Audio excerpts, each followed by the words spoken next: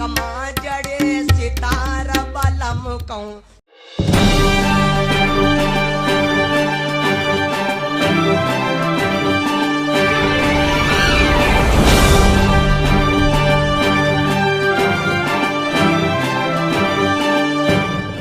उत्तर प्रदेश के इटावा जनपद में कथा के आयोजन को लेकर जो घटना घटी वो दोनों पक्ष उसके लिए जिम्मेदार हैं और दोषी भी हैं।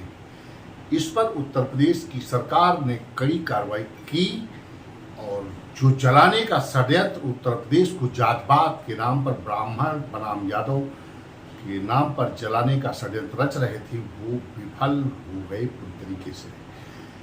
यहाँ तक कि यादव संगठन के जो कोई नेता हैं पश्चिमी उत्तर प्रदेश की वो भी पहुँचे और उस घटना को पूरी तरीके से वहाँ कोहराम मचाया, लेकिन इटावा की पुलिस ने उस घटना को अंजाम नहीं होने दिया, जबकि उन हमलावरों ने पत्थरबाजों ने पुलिस की गाड़ी पर पत्थरबाजी की और पुलिस के साथ झड़प भी की।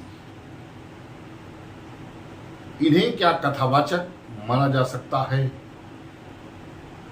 दर्शकों, आप देख रहे हैं प्रडम्य भारत।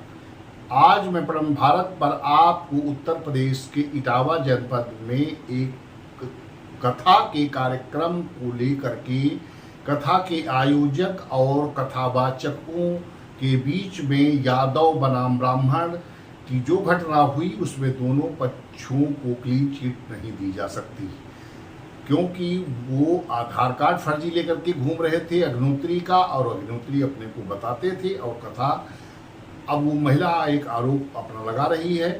लेकिन कुल मिलाकर राजनीति के नाम पर यादव बनाम पंडित की राजनीति के नाम पर उत्तर प्रदेश को जो सलगाने की सपा की साजिश थी वो उत्तर प्रदेश की योगी सरकार की पुलिस ने नाकाम कर दिया।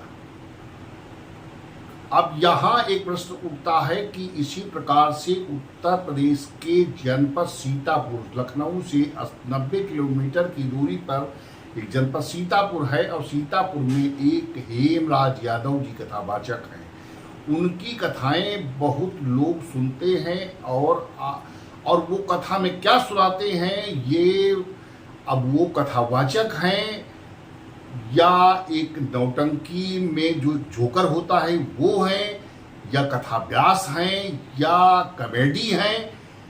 लोग अपने अपने अंदाज से उनका व्याख्या उनकी करते हैं। और कुछ दिन 6 वर्ष पहले मेरी भी लवली वीडियो स्टूडियो कंपनी में उन्होंने कथा कही थी, लेकिन उस समय ऐसा नहीं था। आज वो क्या कह रहे हैं उनकी आइए सुनते हैं कथाएं।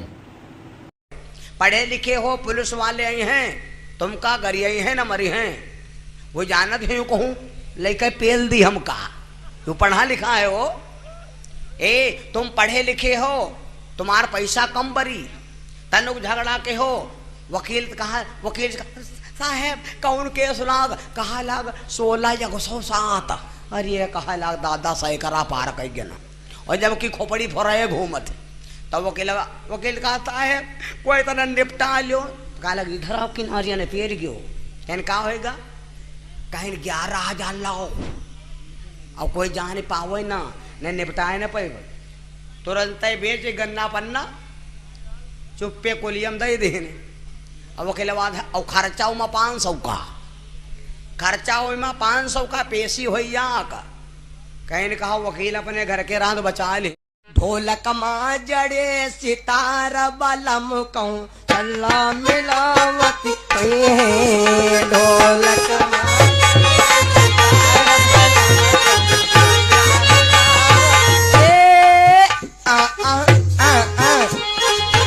ढोलक मां जल्दी चलो पूजा करें, आज सोने फूल पूजे। ढोलक मां जड़े सितार बलम कहूं, छल्ला मिलावती हुई है, नागिनिया से कई कई प्यार बलम मोर जरा जरावती हुई है, नागिनिया से कई कई प्यार बलम जरा जरावती हुई है।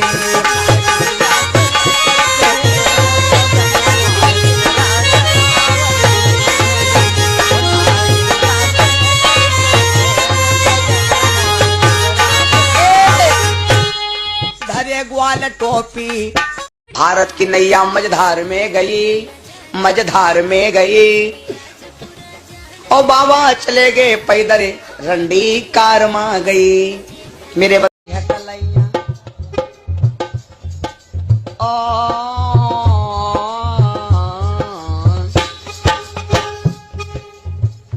लादे मुझे हरे हरे चोड़ियां, अपना बना ले।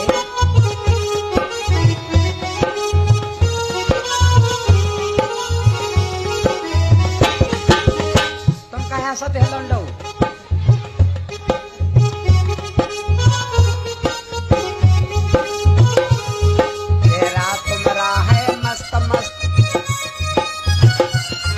तो भगवान से बड़ा हो। और मैंने सीता का पता बताया। सारी रात हनुमान जी मारे मारे कुत्तन तरह घूमे, सीता न मिली, न कहूं कोई मिला। तब हनुमान जी का याद आवा, हाय मैंने भगवान को। दर्शकों, आपने हेमराज यादव जी को कथावाचक के रूप में सुना। क्या आप ये यादव जी को कथावाचक के रूप में कथा बुला करके कह सकते हैं? नहीं कह सकते ना। और जहां तक बात अखिलेश यादव जी यादवों की करते हैं, तो उनको मैं स्मरण कराना चाहता हूं कि उत्तर प्रदेश में बाबा रामदेव भी यादव हैं, जो योग को लेकर के विश्व मानस पटल पर रखा और स्वीकार भी कराया।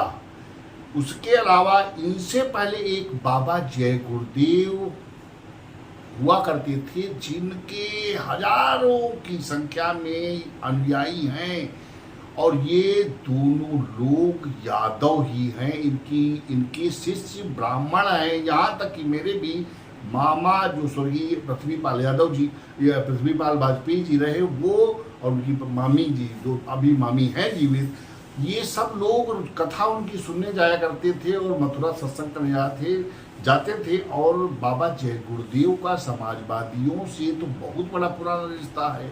फिर ये क्यों बात उठाते हैं कि यादवों को कथा कहने का अधिकार नहीं है? बाबा जय गुरुदेव जो है अपने सत्संग में ब्राह्मण, क्षत्रिय, वैश्य, शिशु, जिनको आप बता रहे हो ये चार वर्णों में, मैं तो किसी को मानता ही नहीं, क्योंकि वो सब जाते थे। मैंने भी नैमिषारण्य तीर्थ में उनकी कथा सुनी और मथुरा उनके आश्रम पर जाकर भी सत्संग सुना और मैंने प्रणाम भी किया। तो संत की जात नहीं पूछी जाती। इसके अलावा उत्तर प्रदेश के जनपद सीतापुर में एक डगरहा बाबा, जो मिश्रिक सिधौली मार्ग पर उनका आश्रम पड़ता है, संदना के पास में, डगरहा बाबा जात के कौन है? जात मैं नहीं बताना चाहता, लेकिन वो खुद ही बताते हैं कि मैं मौर्य जात का हूँ। वो स्वयं भोजन बनाते हैं और कथा का एक भी पैसा किसी से नहीं लेते, और उनको आप ले आइए कथा कह के वो चले जाएंगे। 10 रुपये उनको लेना नहीं, जो चढ़ावा आएगा वहीं भंडारा कर देंगे। अब आप ऐसे में कैसे कह सकते हैं कि बैकवर्ड को कथा कहने का अधिकार नहीं? ये तमाम जो बैकवर्ड आपने शब्द कैसे ये प्रयोग किया? हम तो समता मूलक समाज की बात करते हैं, समाज में सब बराबर हैं, लेकिन आप बैकवर्ड बैकवर्ड बैकवर्ड दलित बैकवर्ड समान ये क्यों करते हो? क्योंकि आपको सत्ता की मलाई जो चाटनी है, चाहे वो किसी भी नेता का बयान हो, वो कभी भी समाज को एकता के बंधन में नहीं बांधता और ऐसा बयान देता है, वो बात जोड़ने की नहीं तोड़ने की ही करता है। कुल मिलाकर ये अब आप लोग पता लगाइए कि हंसराज यादव जैसे लोग कॉमेडी हैं। अब यादव तो हैं, यादव हैं और ये कथा भी कहते हैं। अब इनकी कथा आप कह सकते हैं कि यह मनोरंजन का साधन है। तो उसको हम फिर मिलेंगे, तब तक के लिए दीजिए मुझे इजाजत। जय हिंद, जय भारत, परम भारत, भारत माता की जय, प्रणाम।